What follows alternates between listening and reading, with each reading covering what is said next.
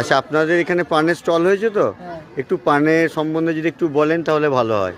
বলছি, এটা হলো তোমার খুশবুতি মশলা, হুম ঠিক আছে। হুম। এটা হলো বেনারসি চেরি, আচ্ছা। ঠিক আছে। এটা তোমার ইন্ডিয়ান চেরি, বাহ। ঠিক আছে। হুম। আর এটা তোমার চুলবুলি, আচ্ছা ঠিক আছে।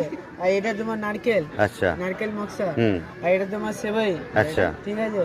আর এটা হলো তোমার আমাদের নারকেল গুঁড়ো, আচ্ছা ঠিক আছে। আর এটা তোমার রেড চেরি, আচ্ছা। এটা ভাজা মৌরি, আচ্ছা আর এটা হলুদ চেরি, আচ্ছা। আর এটা গ্রিন আমেরিকা বাহ। চেরি। আচ্ছা, এই এই পাতাগুলো কি পান পাতা একই ধরনের হয় না অনেক রকমের হয়? অনেক রকমের হয়। এটা মিষ্টি পান, আর যেটা যেটা বাংলা পাতা হবে হুম। যেটা এটা হলুদ হয়, আচ্ছা এটা বেনারসি পাতা হয়। আচ্ছা। এটা যে লাইনটা দেওয়া আছে, হুম। এটা মানে হলো মিষ্টি পান। আচ্ছা আর যেটা বাংলা পাতি হুম। হয়, সেটাতে এই যে তিনটে লাইন দেখতে পাচ্ছেন, আচ্ছা। এই লাইনগুলোতে দুটো লাইন করে থাকবে। তিনটে থাকবে না? না, ওটা হলো বাংলা পাতি। বাংলা পাতা। আর আর এটা হচ্ছে মিষ্টি পাতা, তাই তো? এটা মিষ্টি পান। তাহলে এখানে কি আজকে শুধু কি মিষ্টি পানি হবে এখানে?